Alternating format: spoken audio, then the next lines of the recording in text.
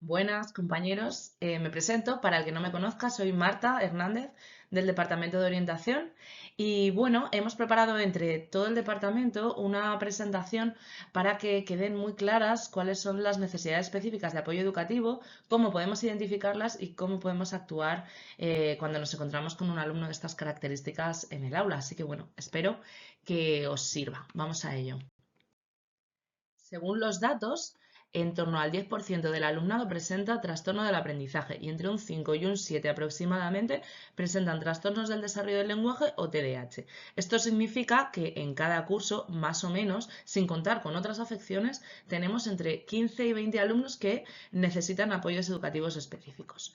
Además, bueno, tenemos que saber que estamos, bueno, que la ley ya nos está indicando que tenemos que atender sí o sí a estas necesidades. La LOMLOE hace especial hincapié en garantizar la educación inclusiva, equitativa y de calidad para todos los alumnos y además desde la Comunidad de Madrid, en el decreto 23/2023, también refuerza esta línea de actuación. Con lo cual, esto ya es algo indiscutible. Tenemos que atender a todos los alumnos que presentan necesidades. Además, no es algo que dependa del Departamento de Orientación, sino que depende de todos los profesores del colegio, no tutores, equipo de orientación, todos tenemos que atender y somos responsables de favorecer la inclusión de estos alumnos. Es muy importante diferenciar entre acné y acneae. Los acnés siempre van a tener afecciones más graves y van a requerir más adaptaciones o van a requerir una intervención un poquito más especial. Por eso se llaman necesidades educativas especiales. Estas necesidades generalmente están asociadas a un desfase curricular.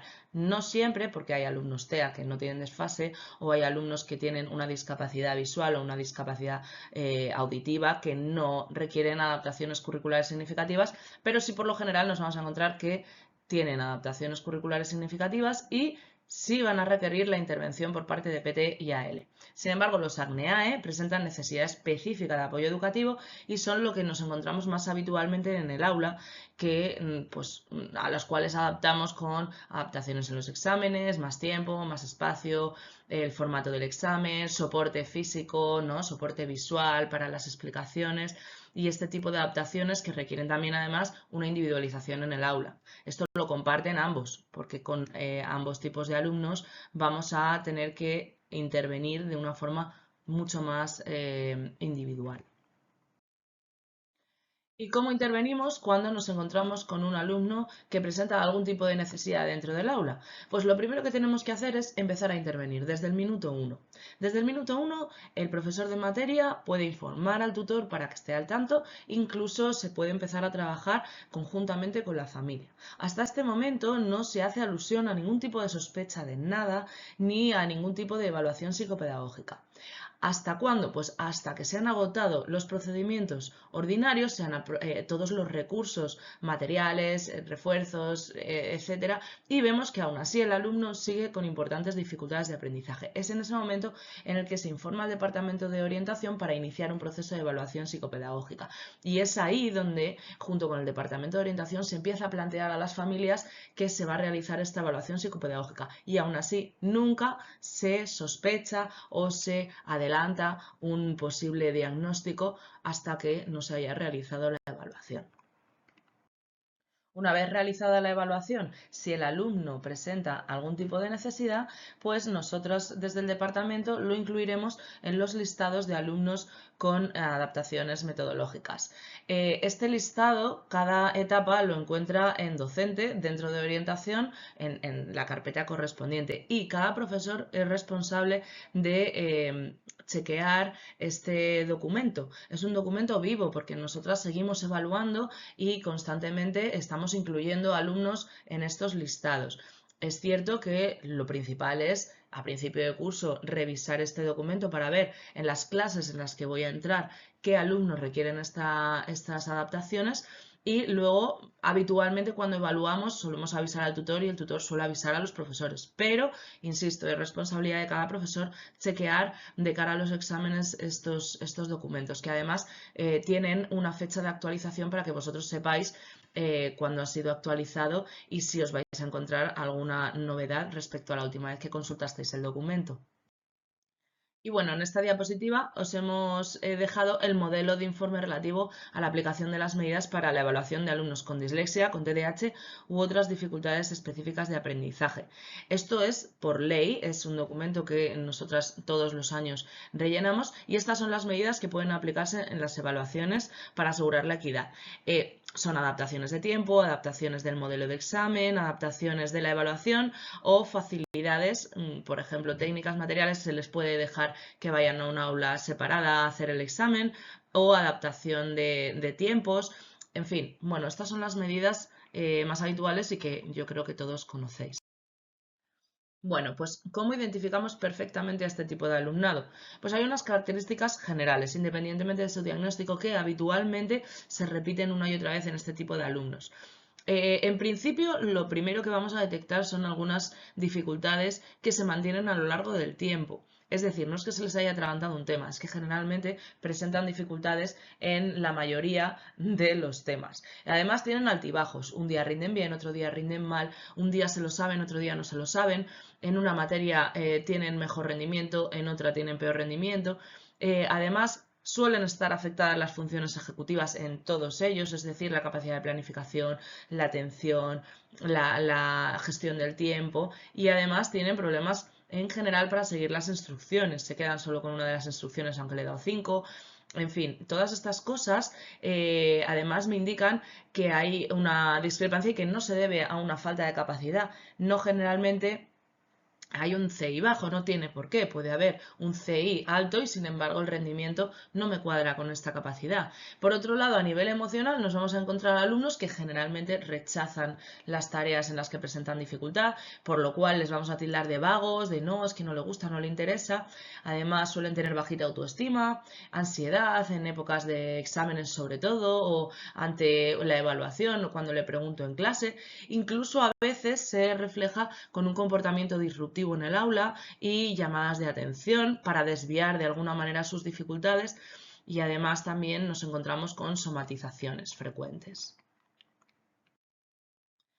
Las necesidades específicas de apoyo educativo suelen estar asociadas a algunos diagnósticos específicos. Estos son los diagnósticos a los cuales suelen estar asociadas, principalmente DEA, que son dificultades de aprendizaje, los trastornos del aprendizaje, TDAH y altas capacidades.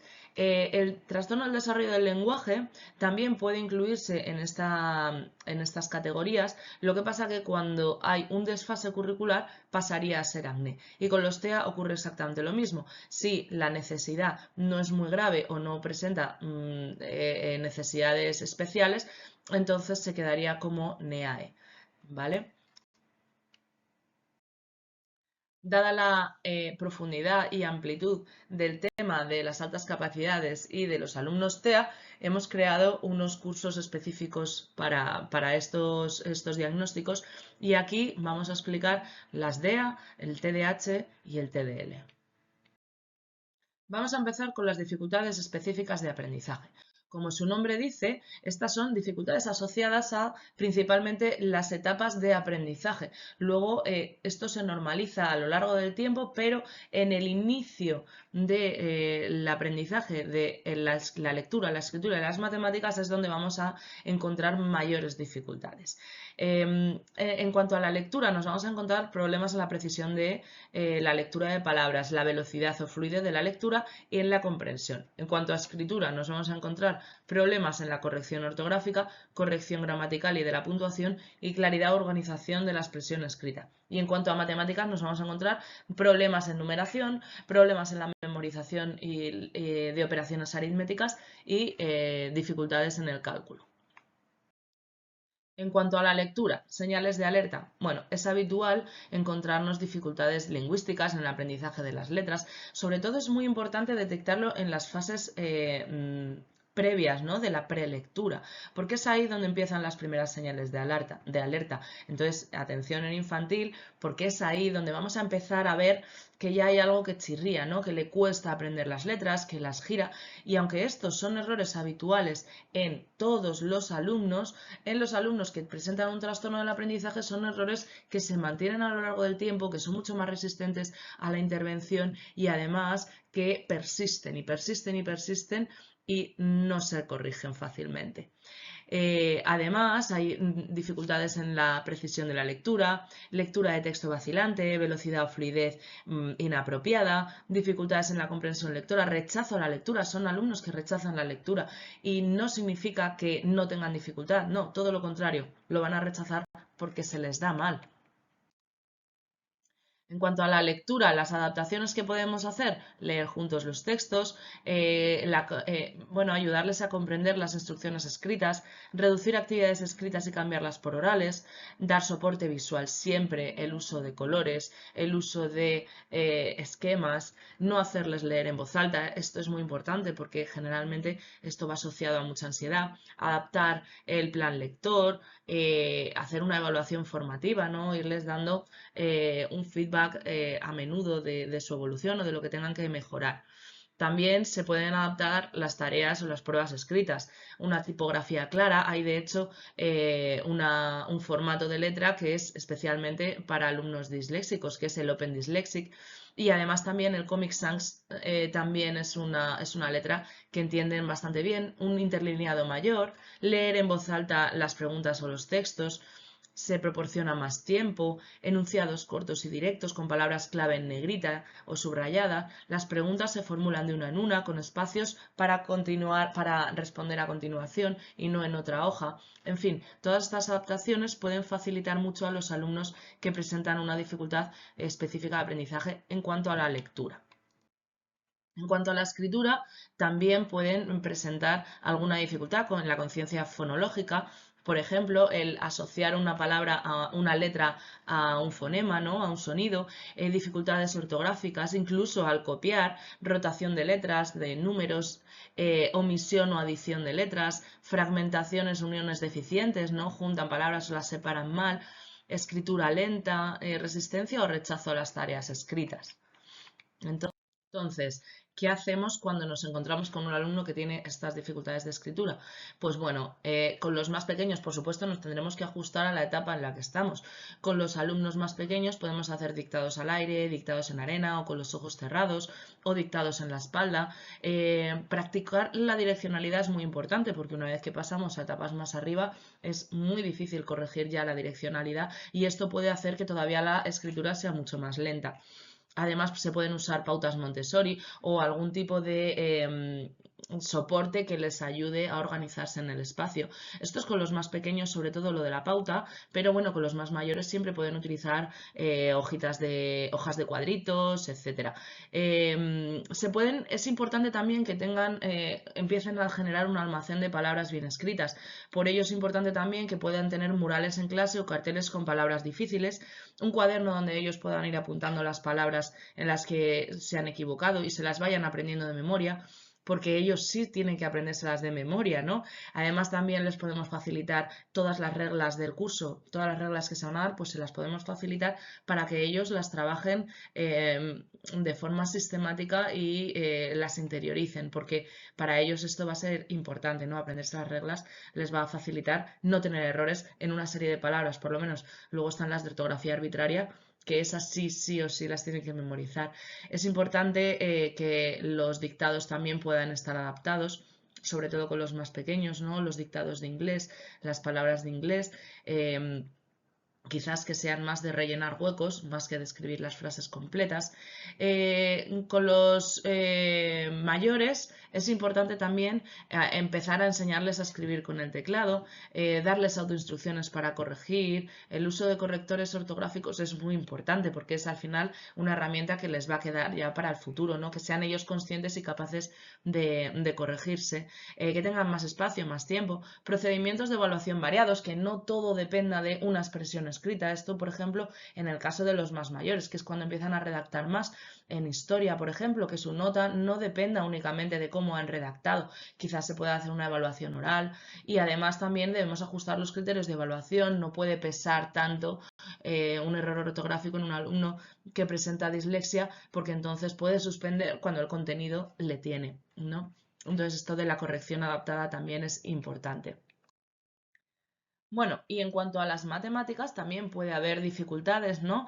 Y es lo que antes se conocía como discalculia. Si bien la parte de lectura y escritura antes se conocía, antes es ya un término que se ha quedado obsoleto, se conocía como dislexia, en la dificultad o trastorno específico del aprendizaje en matemáticas se conocía como discalculia. Las señales de alarma principales, bueno, es bastante fácil de identificar, porque nos encontramos con niños que en las primeras etapas del aprendizaje ya empiezan a tener problemas con el sentido de los números, ¿no? Que no saben ordenarlos, no saben, en la recta numérica se encuentran con muchos problemas, les cuesta memorizar operaciones aritméticas, el cálculo correcto y fluido, el razonamiento, la comprensión de conceptos matemáticos, ¿no? Conceptos cuantitativos o conceptos espaciotemporales les resulta muy complicado. Hacer la correspondencia entre número, magnitud y grafía también puede ser un mundo. A veces pueden identificar o pueden señalar un número que tú les pides, pero no lo pueden evocar. Entonces es como complicado y confunde mucho porque de repente se lo sabe, de repente no se lo sabe y bueno, a veces podemos pensar que nos están tomando el pelo o que está vago o que... Pero bueno, esto también puede ser una señal de alarma, ¿no? Les cuesta contar hacia atrás o contar hacia adelante de varios en varios, ¿no? Los pares o de 5 en 5, de 10 en 10 y además les cuesta muchísimo mecanizar la operatoria y aprenderse las tablas de multiplicar. Para ellos esto es un mundo. Entonces, bueno, luego a la hora de las adaptaciones tenemos que tenerlo en cuenta. Bueno, cometen muchos errores, ¿no? A la hora de hacer las operaciones, errores tontos a lo mejor por no haberse fijado o no haber identificado si era un más o era un menos. En fin, en la escritura y en la lectura de los números también cometen muchos errores. En fin, en el uso de los... necesitan usar los dedos muchas veces porque mentalmente les cuesta mucho hacer estas operaciones. Y además también puede haber confusión al transformar información escrita en información visual. Por otra parte, algo que creo que no lo he dicho es que también les cuesta mucho organizar, ¿no? Organizar en el espacio las operaciones. Entonces también esto genera un cacao a la hora de resolver que, bueno, pues que a lo mejor mezclan las unidades con las decenas o esto se complica cuando vamos a las etapas superiores, ¿no? Y de repente tienen que hacer una operación combinada que es así de larga, ¿no? Entonces, bueno, todo esto es, por ello es importante sistematizar luego con ellos mucho los pasos que tienen que dar para hacer, para resolver, ya sea una suma con llevadas o más mayores, una integral o una operación combinada de estas largas y tediosas.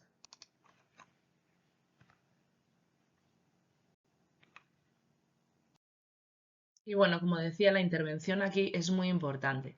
La intervención en el aula básicamente es simplificar las explicaciones, utilizar números más pequeños cuando se trata de que ellos comprendan algo, ¿no? Por ejemplo, en los más pequeños, utilizar números sencillos de cálculo sencillo para explicar un mecanismo complicado, como puede ser el de la división. Pues vamos a utilizar, no sé, la tabla del 2 o números de la tabla del 5 para que ellos puedan prestar atención y utilizar todos sus recursos en comprender el mecanismo. Pues esto en cursos mayores también, si vamos a explicar una operación combinada o una integral o lo que sea, vamos a utilizar números que sean relativamente fáciles o operaciones que más o menos en un primer momento, cuando estamos explicándolo, den exacto.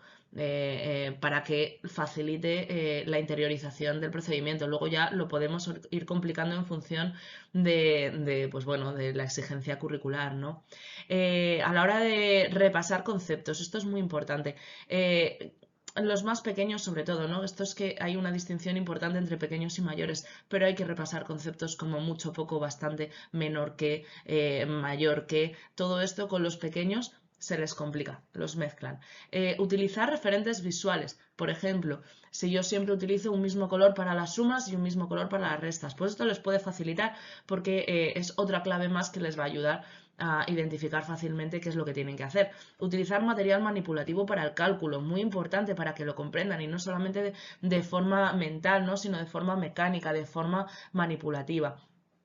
Practicar diariamente el cálculo mental. Ellos tienen que hacer huella, huella en la memoria, y para hacer huella necesitan repasar, repasar, repasar, repasar y repetir.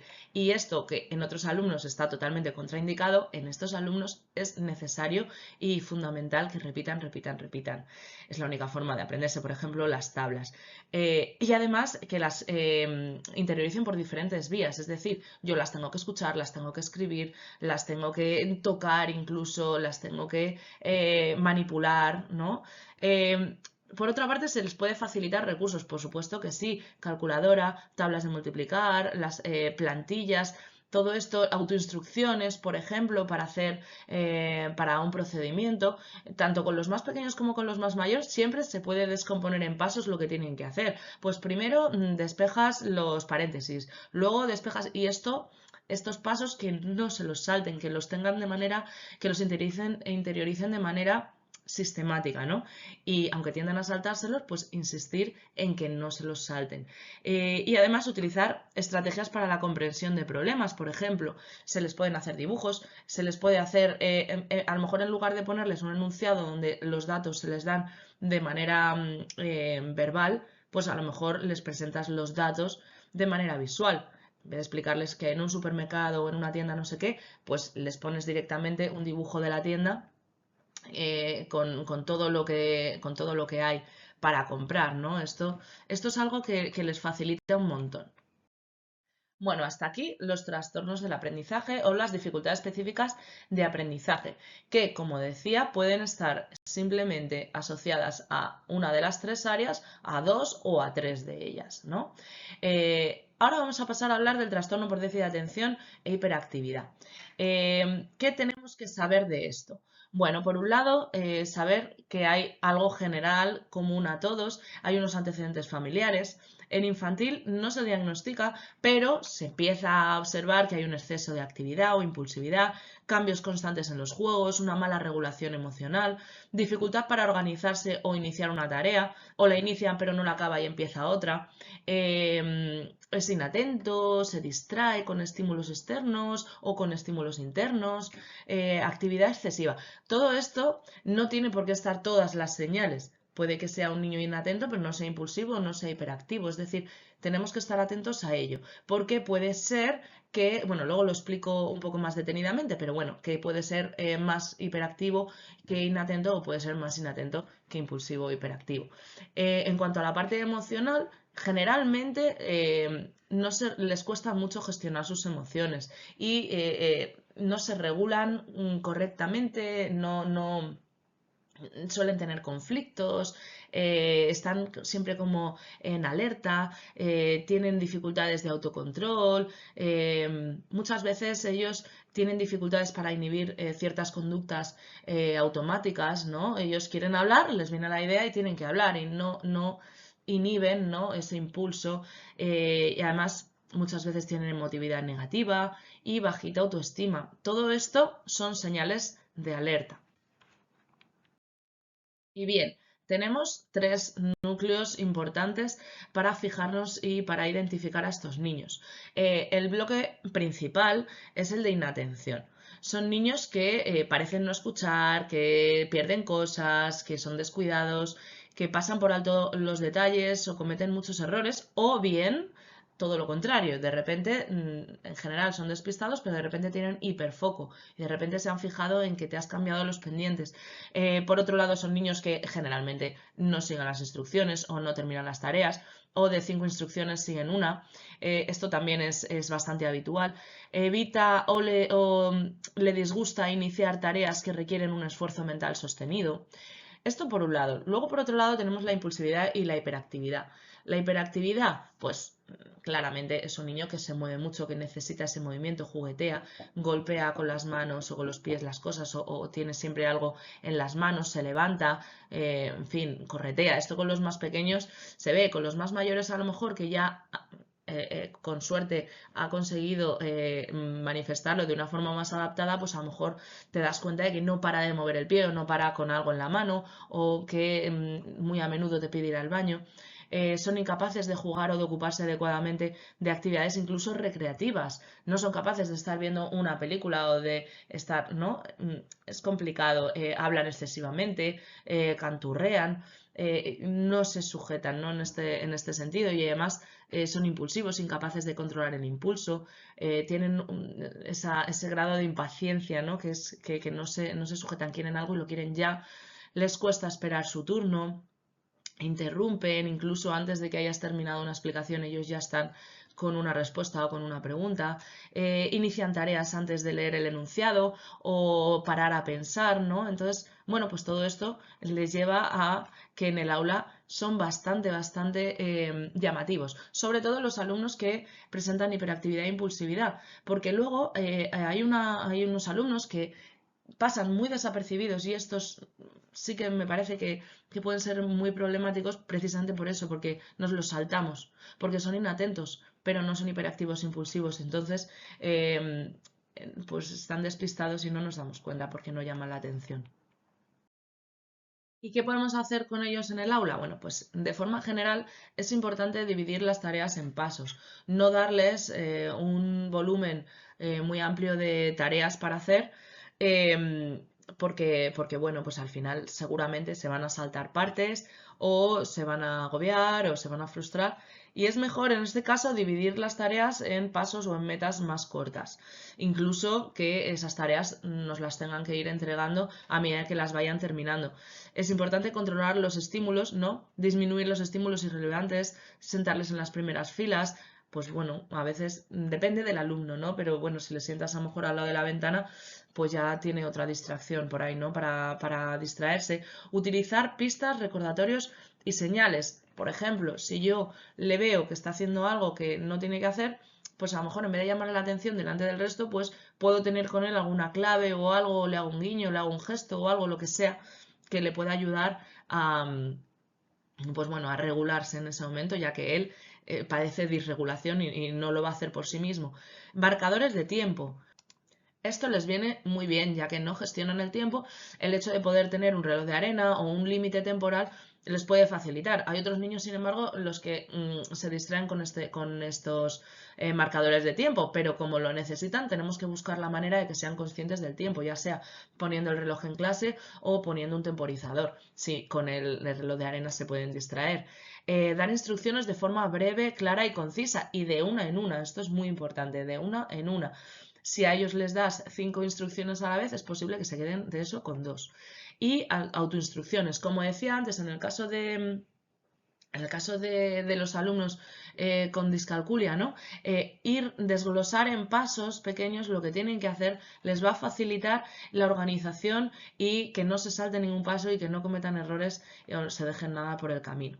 Y la metacognición es muy importante, que ellos sean conscientes de estos errores que cometen o de por qué cometen los errores, les va a ayudar a poder corregirlos, a poder anticiparse y pues de alguna manera a poder irlo trabajando poco a poco. Emocionalmente es muy importante vincular con estos alumnos, porque suelen, como decía, suelen tener la autoestima muy bajita o suelen pensar que son malos, porque como no se sostienen y son alumnos a los que se les ha regañado mucho o han llamado muchísimo la atención para mal, pues claro, ellos tienen la sensación de que, no todos, pero muchos, de que no les queremos, de que no se les valora, de que no se... ¿no? Entonces es muy importante vincular con el alumno, validar sus emociones, ayudarle a regularse, validar que, vale, que no te has sostenido, que no te has sujetado, que has hecho esto mal, vale, yo te puedo validar que en este momento estabas muy enfadado, pero no te voy a validar la reacción que has tenido. Bueno, pues es muy importante que él se sienta acompañado en esto, ¿vale? Yo entiendo que te has sentido así y por eso has hecho esto, pero bueno, vamos a ayudarte a regularte o cómo podrías hacer o para otra vez cómo lo vas a gestionar. Asegurarnos el contacto visual con estos alumnos. Si yo le estoy diciendo algo y el alumno no me está mirando, muy posiblemente no me está escuchando o no me está prestando atención. Por otro lado, es muy importante definir y trabajar las normas con ellos y estos alumnos sí que me atrevo a decir que desde pequeñitos hasta mayores estas pautas más o menos se mantienen. Porque es muy importante definir los límites. cada uno con sus límites, ¿no? Más mayores tendrán unos límites diferentes, pero es muy importante que queden muy definidos y que tengan muy claras cuáles son las normas, porque además luego se van a poner rígidos con ellas. Favorecer el autocontrol también, pues por ejemplo, como decía antes, ¿no? Dando una clave visual o ayudándoles a gestionar estas emociones y ayudarles a ser más flexibles. Para ello también nosotros nos tenemos que mostrar flexibles, ¿no? Comprensivos con cómo se han podido sentir, aunque muy tajantes y muy claros en cuanto al cómo lo podrían haber hecho o lo que esperamos de ellos, etcétera. Por último, creo que se me ha olvidado comentar bueno, ante la hiperactividad e impulsividad es importante también nosotros ayudarles a manejar esto, a controlarlo, ¿no? Cuando ellos necesitan movimiento, nosotros podemos de alguna manera permitirles siempre y cuando ese movimiento no esté dificultando el seguimiento de la clase por parte de los demás o incluso por él mismo. Entonces, si el alumno necesita moverse o necesita hacer algo de pie, si lo está haciendo, le podemos permitir esto, ¿no? O le podemos mandar a hacer un recao o que vaya en fin, ¿no? Que sea el que reparta o etcétera. De alguna manera tenemos que ayudar a canalizar esta necesidad. Y en cuanto a la parte de impulsividad, pues bueno, es importante también llevarle a la reflexión antes de empezar a responder. Por ejemplo, en un examen, ¿no? Ayudarle a leer el examen antes de empezar a responder como de forma impulsiva. Revisar también el examen cuando nos lo entrega es muy importante para ver si se ha saltado alguna pregunta o para ver si ha dejado algo en blanco. Por último, vamos a hablar del trastorno del desarrollo del lenguaje, o TEL, trastorno específico del lenguaje, y es importante también que esto lo conozcamos. ¿Por qué? Porque cada vez nos encontramos más casos que habían pasado desapercibidos o que se confunden con otro tipo de afecciones. El trastorno del desarrollo del lenguaje puede afectar a tres áreas: al área de la comprensión, al área de la expresión o al área de la interacción social.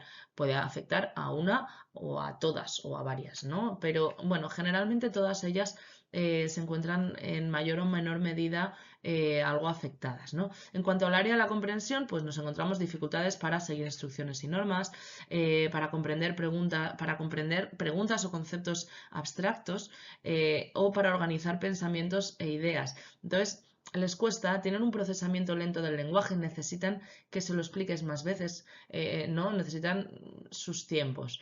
Esto es en la parte de comprensión también, porque no tienen un vocabulario muy desarrollado, muy extenso. Entonces, a menudo, cuando les estás hablando, te preguntan esto qué significa y esta palabra qué significa. Esto es algo que os vais a encontrar. En cuanto a la parte de expresión, nos vamos a encontrar en los más pequeños generalmente un retraso en el habla y en el lenguaje, escaso vocabulario para expresarse, dificultad para construir oraciones complejas y siempre se expresan de una manera muy simplificada, problemas en la pronunciación y la articulación del habla. Entonces, esta sería la parte que afecta a la expresión, pero bueno, al final comprensión y expresión suelen ir bastante de la mano y al final acaba afectando también a la interacción social. En la parte de interacción social, pues nos encontramos que les cuesta expresar sus deseos, pensamientos, sentimientos, les cuesta a lo mejor muchas veces asociar un gesto a algo o la parte del lenguaje no verbal a veces no va acorde con la parte de verbal, ¿no? Rechazo a actividades lingüísticas o a participar en una presentación, ¿no? En público, dificultades para iniciar y mantener el discurso o frustración y comportamientos desafiantes. A veces, sobre todo, bueno, en los más pequeños es algo como que se ve muy claro, ¿no? Un alumno que tiene poco desarrollado el lenguaje probablemente va a tender a resolver sus conflictos de una forma pues menos pacífica, más agresiva, ¿no? Pegando o no, o huyendo, en fin, pero generalmente les va a costar mucho más resolver sus conflictos. Por todo ello, es muy importante no solo identificarlo, sino también hacer una intervención adecuada en el aula. Es muy importante ajustar el lenguaje a su nivel, a su capacidad, simplificarlo, dar instrucciones breves. Esto es fundamental. Y luego, esto también lo podemos facilitar. con apoyos visuales, tiempo adicional, ya que ellos procesan el lenguaje de una manera lenta. Entonces, a lo mejor tenemos que darles un tiempo extra para que procesen lo que les hemos contado y respondan a lo mejor a lo que se les está pidiendo. Darles un feedback regular